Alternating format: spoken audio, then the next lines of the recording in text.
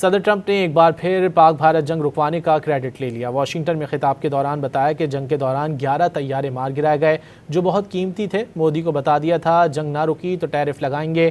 پاکستان اور بھارت سے کہا آئیں تجارت کریں۔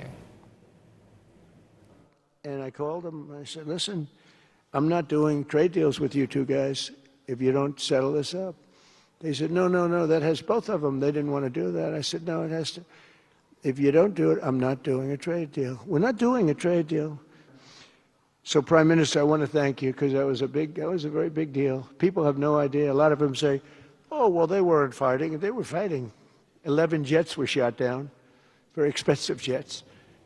And they were all in. Both of them were all in, and now they're not. And I think we'll always be able to settle up with them. I really do. I think you're going to have, it's a lot of progress was made even in the relationship.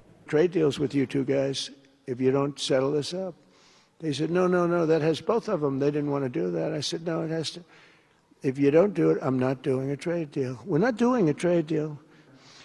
So, Prime Minister, I want to thank you because that was a very big deal. People have no idea. A lot of them say, oh, well, they weren't fighting. They were fighting.